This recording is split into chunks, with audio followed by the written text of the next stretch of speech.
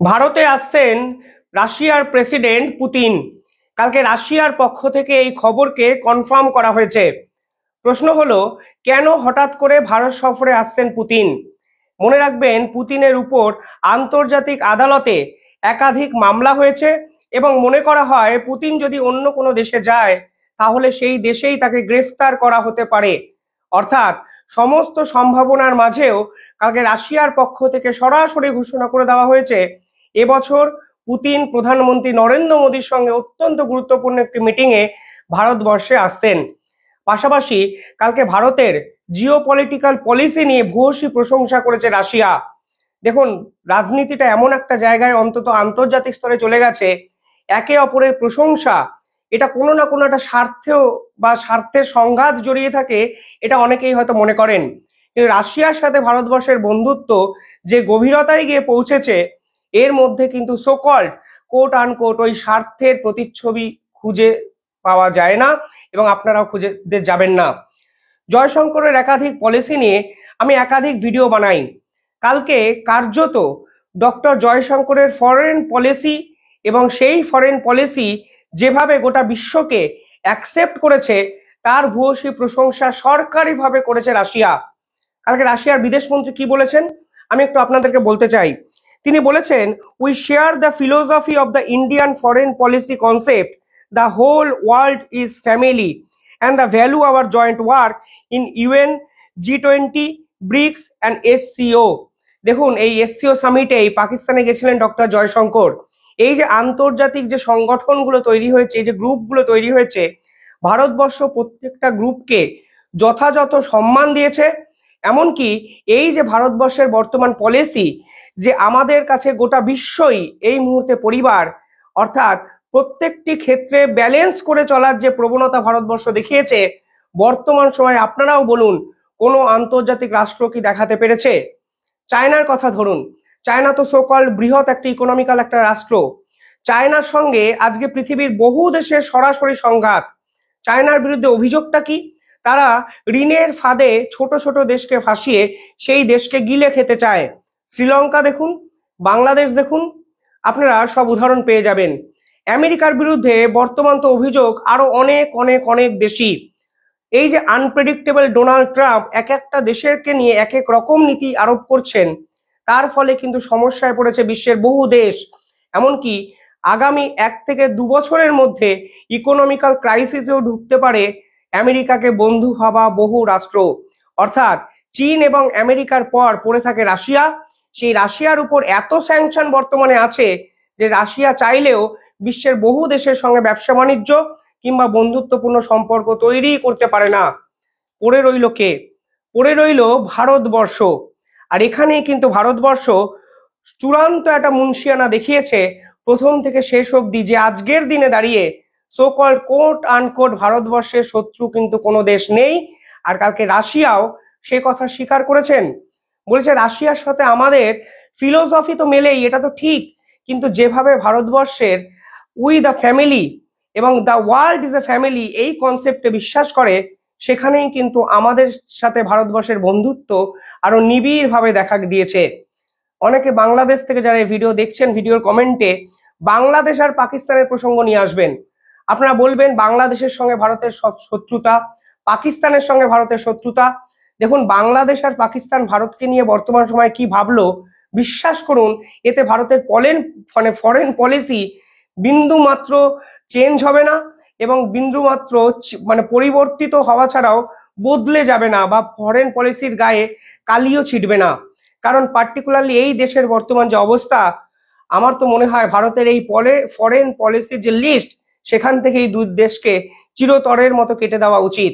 যদি শেখ হাসিনা সরকার বা ভারতের বন্ধু কোনো সরকার আসে তো একরকম কথা, না হলে মৌলবাদী কোনো সরকারকেই ভারতবর্ষ যেন কোনোভাবে গুরুত্ব না দেয়, সে কথা হয়তো ভারতের বিদেশমন্ত্রীও কিছুদিন আগে বলেছেন।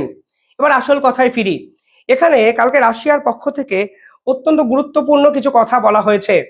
তারা বলেছেন, যখন রাশিয়া এবং ইউক্রেন এই যুদ্ধ শুরু হয়, একমাত্র দেশ ভারতবর্ষ যারা অতি সুন্দরভাবে ব্যালেন্স একটা অবস্থান রেখেছিল। এমনকি ফরেন ফরেন ফরেন মিনিস্ট্রির পাশাপাশি ভারতবর্ষের প্রধানমন্ত্রী নরেন্দ্র মোদী যতবার রাশিয়া এবং ইউক্রেন নিয়ে কথা বলেছেন ততবারই তিনি বলেছেন যুদ্ধ কোনোদিন কোনো সমাধান সূত্র নিয়ে আসে না, আমাদের অত্যন্ত গভীরে গিয়ে শিকড়ে গিয়ে এই যুদ্ধের কারণটাকে খুঁজতে হবে এবং সলিউশন করতে হবে। এমনকি যখন জাতিসংঘে এই যুদ্ধ নিয়ে বিভিন্ন ভোট দানের প্রক্রিয়া চলছিল তখন ভারতবর্ষ কিন্তু রাশিয়ার বিপক্ষে কোনো ভোট দেয়নি। অর্থাৎ এই কথাগুলো কালকে স্বীকার কে করেছেন? রাশিয়ার বিদেশমন্ত্রী করেছেন, এবং তিনি মনে করিয়ে দিয়েছেন এই ভারতবর্ষ শেষ 3 থেকে 4 বছরে রাশিয়ার বিরুদ্ধে শুধু ভোট দেননি সেটা তো ঠিক, এই রাশিয়া এবং ইউক্রেন নিয়েও কোনো বেফাঁস মন্তব্য করেননি, এবং তারা প্রথম থেকেই এই যুদ্ধের পরিণতি যেন খুব ভালোভাবে শেষ হয় সেই চিন্তা করেছেন। অর্থাৎ বোঝা গেছে অনেকে এই যুদ্ধের ফায়দা নিয়ে বিভিন্ন রকম ব্যবসা বাণিজ্য করে বড়লোক হওয়ার চেষ্টা করেছেন, অর্থনীতিতে কামাল করার চেষ্টা করেছেন, এবং পিছন থেকে যুদ্ধকে উস্কে দিয়ে নিজেদের স্বার্থ চরিতার্থ করেছেন। ঠিক সেখানেই ভারতের ব্যতিক্রম। কালকে এই কথাগুলো কিন্তু রাশিয়ার বিদেশমন্ত্রী বলেছেন, এবং তিনি বলেছেন প্রধানমন্ত্রী যখন এবার রি-ইলেক্টেড হয়ে এলেন তখন প্রথম বিদেশ সফরে তিনি রাশিয়াকে বেছে নিয়েছেন। অর্থাৎ প্রধানমন্ত্রী নরেন্দ্র মোদীও বুঝিয়ে দিয়েছেন রাশিয়ার সঙ্গে তাদের বন্ধুত্ব ঐতিহাসিক, একাধিক সাংস্কৃতিক আদান প্রদানের পাশাপাশি বর্তমানে রাশিয়া এবং ভারতের যে ট্রেডের পরিমাণ তা $60 বিলিয়ন কাছাকাছি পৌঁছে গেছে, এবং এই দুই দেশের বন্ধুত্ব ভবিষ্যতে দ্বিপাক্ষিক একাধিক চুক্তির সাহায্যে আরো ভালো একটা জায়গায় যেতে শুরু করেছে। আর এর জন্যই পুতিন চেয়েছেন এবছর যেন তিনি প্রধানমন্ত্রী নরেন্দ্র মোদীর আমন্ত্রণ রক্ষা করতে ভারতবর্ষে আসেন। দেখুন এবার ভারতবর্ষে এলে বিষয়টা কি হতে পারে আমি ভিডিও শেষ প্রান্তে আপনাদের বলছি।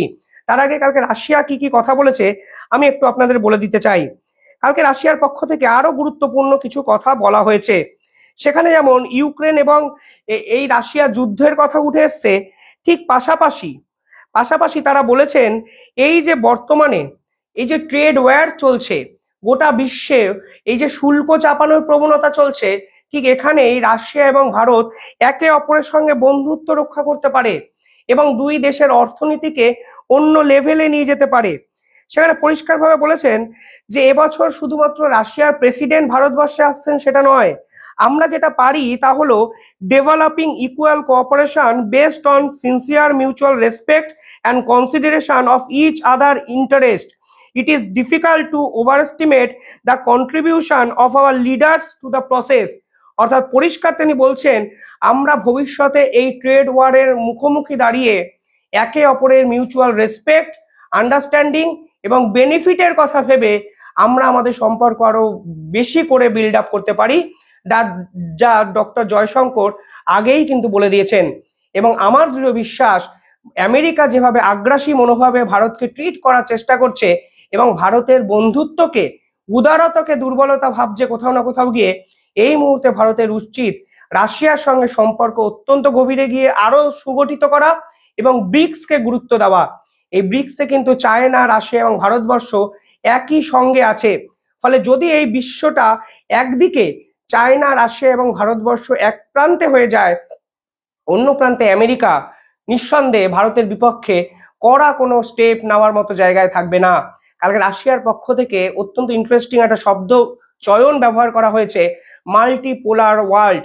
অর্থাৎ এই পৃথিবী এখন একটি রাষ্ট্রের উপর ডিপেন্ড করে চলবে না, মাল্টিপোলার ওয়ার্ল্ড তৈরি হবে। বিভিন্ন রাষ্ট্রের প্রভাবকে গুরুত্ব দিতে হবে, বিভিন্ন গ্রুপ তৈরি হবে এবং সবাই সবার মতো স্বকীয়ভাবে, স্বতন্ত্রভাবে, স্বাধীনভাবে নির্দিষ্ট সিদ্ধান্ত নিতে পারবে মিউচুয়াল বেনিফিটের কথা মাথায় রেখে।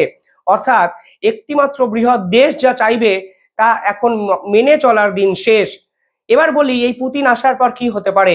নিঃসন্দেহে ডোনাল্ড ট্রাম্প খুশি হবেন না। যখন তিনি ইউক্রেন ভার্সেস রাশিয়ার এই যুদ্ধটা থামানোর কথা ভেবেছেন তার পিছনেও কিন্তু বিভিন্ন অভিসন্ধি ছিল। 1 নম্বর অভিসন্ধি হলো আমেরিকার ট্যাক্স পেয়ারদের বিপুল অর্থ খরচ হয়ে গেছে ইউক্রেনদের উপর ইনভেস্টমেন্টে, কারণ এই যুদ্ধ যদি চলে আমেরিকার সেনাবাহিনী এঙ্গেজ হয়ে যাচ্ছে, আমেরিকার অস্ত্র এঙ্গেজ হয়ে যাচ্ছে, ফলে একের পর এক জায়গায় আমেরিকাকে বিনিয়োগ করতে হচ্ছে। ফলে আপনারা কোনোভাবেই ভাববেন না রাশিয়ার সঙ্গে বন্ধুত্ব মেনটেন করতে ডোনাল্ড ট্রাম্প এই যুদ্ধ থামিয়েছেন। আমেরিকান ফার্স্ট পলিসি নিতে গিয়ে তিনি কিন্তু এই যুদ্ধ থামাতে চেয়েছেন এবং ইউক্রেনের উপর থেকে হাতটাকে সরিয়ে দিয়েছেন। আর এর ফলেই ইউরোপীয় ইউনিয়নের 27টা দেশ এখন সরাসরি ডোনাল্ড ট্রাম্পের বিরোধিতা করতে শুরু করেছে। এমনকি বিরোধিতা এমন চরম পর্যায়ে গেছে, তারা F-35 এর ফাইটার জেটকে নিয়ে বিশ্বাস করতে পারছেন না, এবং সেই ফাইটার জেটের অর্ডার কেউ রিভিউ করেছেন, কেউ ক্যান্সেল করেছেন।